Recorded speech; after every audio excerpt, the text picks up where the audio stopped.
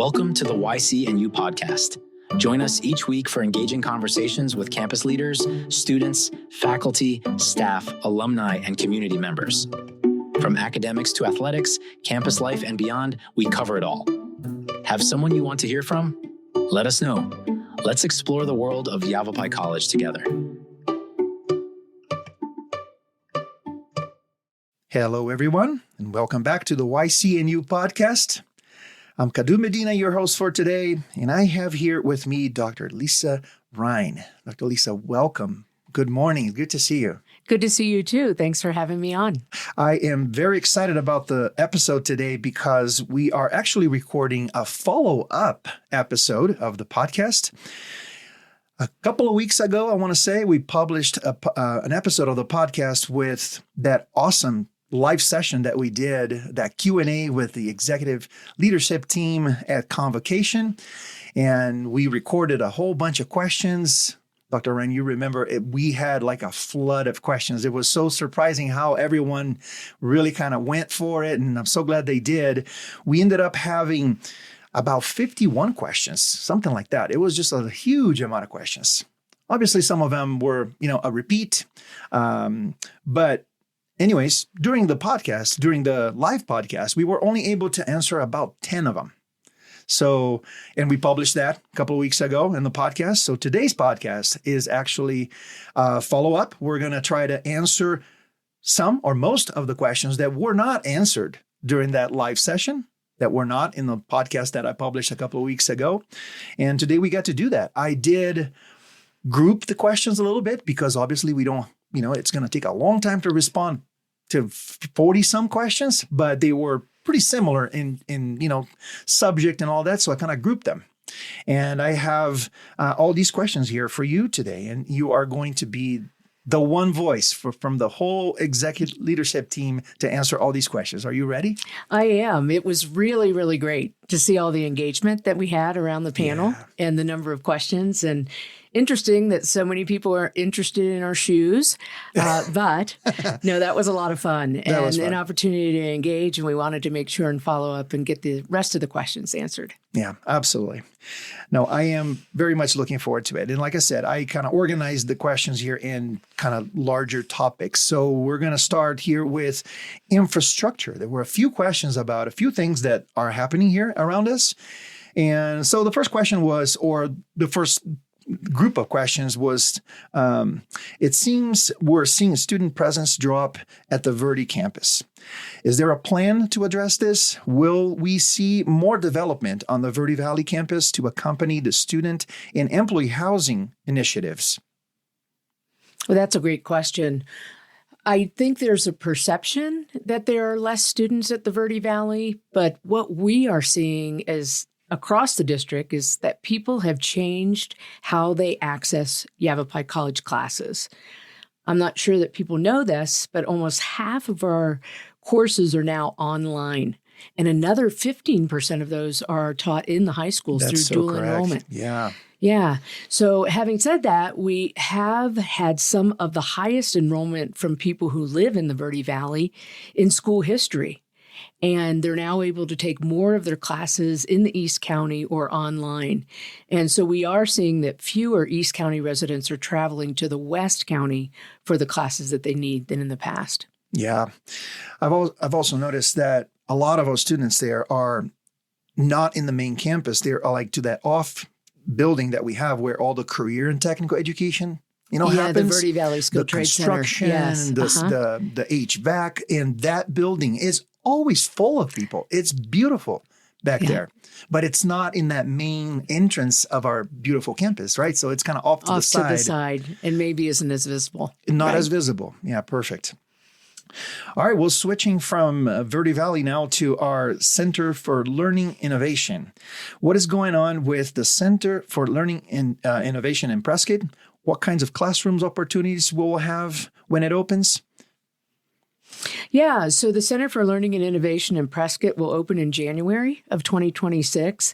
As you know, we were working to convert our libraries to primarily digital resources and allowing us to use the space in different ways to create more collaboration space, on that first floor. And upstairs, we're going to have a large community room-like space, push-button media studios like we have in the Verde Valley Center for Learning and Innovation, and also a virtual reality classroom. Right. And it's going to be our hub, just like it is in the Verde Valley, for learning, creativity, and collaboration, and featuring those flexible classrooms, that immersive virtual reality and augmented reality suite. And then also here, we're going to have a 360-degree theater, studios for media projects for students, and then also connecting in our tutoring spaces that are now integrated into the old library spaces. That's going to be great. Is it going to be bigger in size, do you think, than the Verde Valley? I mean, we have a great setup over there. Yeah, I mean, the libraries are very different and the space is very different. So this one will actually take 2 floors, utilizing the first floor as our service space, and then upstairs will be the event rooms and the immersive spaces. So a little bit different, but the same philosophy, same concept, right. Just a little bit larger because the space allowed that. Perfect. Wonderful. Okay, next question. Will Yavapai College develop a robust digital accessibility policy to support college compliance with the new rule on the accessibility of web content and mobile apps? Of course, we must.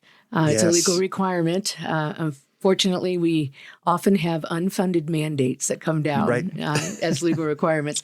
So the Yavapai College staff and faculty are currently working really hard to meet the Title II of the ADA requirement by the April 2026 deadline. As an institution of higher education, it is required for us to implement the new web content accessibility guidelines as our standard for our digital content. So we have a team that's working on it diligently. We're in the process of updating our website now to be in compliance, and also our teaching and e-learning support and the Disability Resource Department are working on the policy language that will accompany that. So that will have to go through our Yavapai College policy review process as any other policy might. Yeah, that's wonderful. And the deadline is April 26th, so this is right upon us here. It's upon us, but we'll be ready. We'll be ready, as always. Of course. Speaking of being ready, the next question here is from the people that make sure that we are always ready for these things. And it really surprised me when I saw this question. I'm like, what are you talking about? We are so appreciative of this group. And I'm talking about our IT. They're asking here, IT is often a background function. I'm like, what? How do you see IT as part of our success? What message do you have to the college about our IT team? We are so incredibly fortunate to have the IT team that we do here.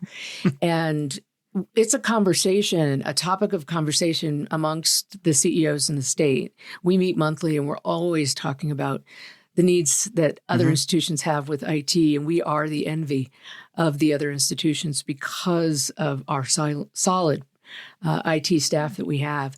And I always say, they're really the unsung heroes because, we come into work and 99.9% of the time, we just sit down and get to work. Yeah. And we take all of the technology and computer resources that we have available to us to do our work for granted because they're just always there. When it goes down, it's like a screeching halt, right? Like the computer goes down and what are we doing? So it just goes to show you that they are fundamental to the business operation and to the business functions of the college. Everything that we do here is dependent and interdependent on IT.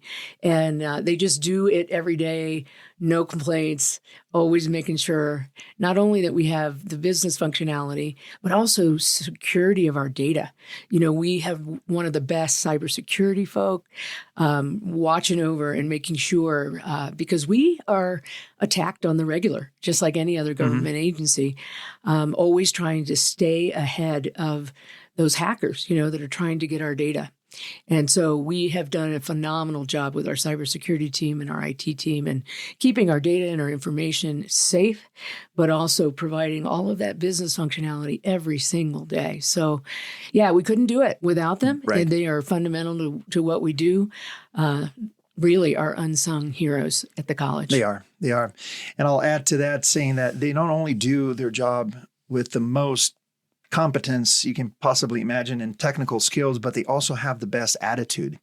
Oh, yeah. I don't think I've ever had any negative attitude or someone that gave me a hard time when I was having an emergency. They showed up 5 minutes later with a smile. Can I help you with anything else? I'm like, oh my God, Yes. this is rare. Like Yes, and super creative, Right. and they're really, truly problem solvers. They are. So they see themselves as helping us to get the work done, helping students to have access, students to get the work done. So really just such a critical part of our infrastructure. Yeah. Hail to our IT team. Yes. Absolutely. You are a very important part of everything we do here. We're switching now to programs. We got a few questions here regarding our programs. And the first one is, can you go into a bit more detail about how Yavapai College is assisting the community in developing trained workforce? Yes. So very exciting that we're now partnering with the Board of Supervisors in the county.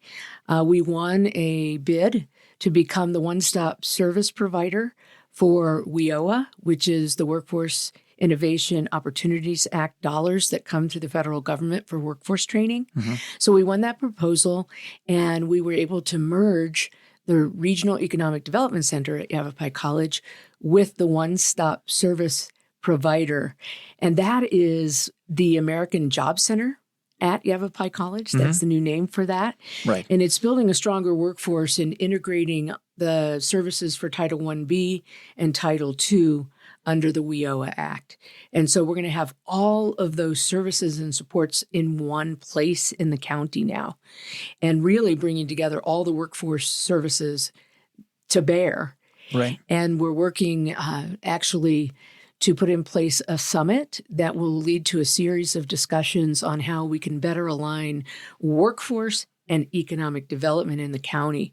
There's a number of organizations in the county that work on economic development. There are two economic development organizations, one on the east side of the mountain and one on the west. And then there are economic development staff in all the cities and towns. We have our chambers of commerce and our tribes, and they are all working independently pretty much on economic development. We've got the focus on the workforce development, and now bringing that all together in our hub that we now are calling American Job Center at Yavapai College and Yavapai Works.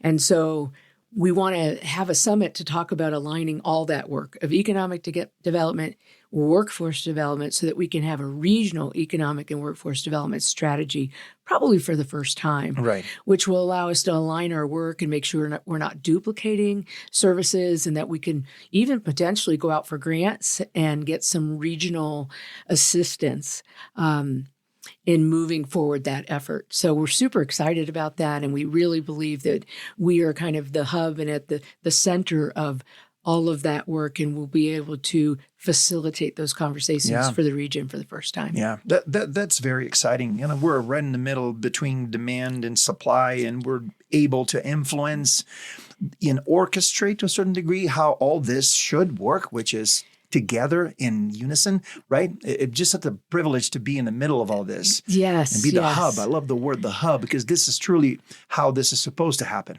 Yes. We are going to consolidate and orchestrate and coordinate all the work that then benefits us too, because then we know what are the programs that I need to reinforce and support in order to fulfill my that demand that's in the marketplace. Yes. I mean, oftentimes I hear people talk about workforce development and economic development interchangeably. And I really think of them as two different, certainly connected and interrelated and even interdependent things, Right. but they're different. And we have the lock on workforce development. We're the ones that are building the people, the talent pipeline, upskilling individuals, people coming back to school to get a new skill, people that are underemployed who want to upskill, all of those things. And the economic development side of that is really building the economy in the community. So it's attracting new business, Correct. helping entrepreneurs and small businesses develop, increasing the tax base, removing barriers so that industry can come here. And we need, as a college, for them to be doing that in our region, because we can create people all day long and train people all day long, but if they don't have good jobs in our community and good industries to go to, then the whole engine isn't working as it should. Absolutely. So we're interested in having that conversation about who really owns what. Let's all stay focused on what we're supposed to do to help us as a whole succeed in this area. Yeah, there's no economy without workforce. These two are the supply and demand, right? Exactly. Yeah, the demand is the economy. The supply is the workforce. These two need to be in coordination and need to be in synchronicity there. Otherwise, they can't happen. Either can happen. Lovely. That's so exciting. And the American Job Center at Yavapai College, this is a new brand that's kind of going around, and we'll hear more about it. There's more information, obviously, to be shared about how this is all going to work. Yeah, the American Job Center also includes the REDC, the Small Business Development Center, Arizona at Work, and working with the Department of Economic Services in Titles III and Title IV. So pulling all of that together, we are calling it Yavapai Works. Yavapai Works is the new kind of umbrella term for all of those things that are inclusive in that hub. Yeah. Okay, next. Can we get an update on the associate nursing program moving to Prescott Valley? Is that still happening? If not, can we spruce up the current nursing building? Oh, I hear you. The current nursing building, it's been a while since there's been renovation in that area. Right. We do have state-of-the-art nursing facilities over in the Verde Valley that were updated more recently. But we do have a plan it's a longer-term plan, but we do have a plan to move nursing to Prescott Valley. We are working on what that transition might look like currently. And we're going to be moving into a capital campaign soon that you'll hear more about. And in that capital campaign is the idea of funding a new state-of-the-art health science facility in the Prescott Valley. So we wouldn't want to pour too much money into the Prescott campus if we have this ultimate plan to move to a new facility. But if there are needs in the nursing facility here in the Prescott campus, let your supervisors know that, or there are things that we can do to make improvements over there. We always have capital improvement dollars that we're using to update and improve areas. We wouldn't do a full-blown renovation because we are anticipating a new facility at sometime in the near future. Right. Wonderful. Okay, next question is the process for converting, and this is going to be a big one, is a very interesting topic, is the process for converting to the 8-week hybrid format outlined? When will we learn about exemptions? Yeah, so there were a few questions about the 8-week format. Yeah. The Elevate 8 is very much an effort that we're pouring our focus on right now. The teaching and e-learning support, as well as the faculty mentors, have been working with departments to assist in creating the 8-week hybrid and online courses for those areas where we've not previously created them. And so there is support to make that happen, but they also are pulling together all of the resources to make that happen so that those resources are available in the future for other folks that are looking at creating 8-week options. So all the exemptions from the 8-week formats are due to your appropriate academic executive by Friday, September 12th. So that's just around the corner. A couple of days ago, yeah. So coming up on September 12th, you'll need to get those exemption forms in. And then after that, there'll be shared out information about which exemptions were honored. Okay. Yeah, it sounds great. Well, the channels that this information is disseminated internally is through the deans, through how? Yeah, I believe it would be the deans and the academic executives. So it's either going to be Dr. Barry or Dr. Mercado. Okay. Okay, cool. All right, we're switching now to our last group of questions here regarding HR and human resources and things that all employees are always interested in knowing. First one is, why aren't staff able to level up to get raises anymore? With inflation and cost of living increases, can we expect an updated evaluation of wages to reflect the new environment? Yes. So I'm in my 7th year here, and 2 times we have done studies, external studies, to look at our wages so that we made sure that we were competitive in the market. And so the last time we did that was a few years back, and we were able to make some adjustments based on that and budget availability. And wages are always being evaluated on an ongoing basis here with human resources. We receive a number of benchmark studies. One is from our sister colleges in the Western states, and another is through CUPA, which is the College and University Professional Association through HR. Mm-hmm. They benchmark nationally. So we have those 2 benchmarks, what's happening nationally and what's happening in the Western states. And they're very industry specific. So, can compare your position, for instance, to other people that have like positions in higher ed. Right. So they're very, very specific. And because all of that information is now readily available to us, we are using that information now to make those decisions. We're not looking overall at all of the positions at the college to determine where those upgrades might be. But if you have questions about your specific role, we can share the benchmark data with you. And it's just good to know, and it will let you see that we pay very well in comparison to other institutions at every level in all of our positions. So we've been very careful to make sure that we are market competitive and that we can attract talent when we need it. So if anyone has a specific question about a set of positions or their own position, we can provide that benchmark data to them so they can see how they compare. Perfect. Just reach out to HR, and they should be able to give them more information, right? Exactly. Fantastic.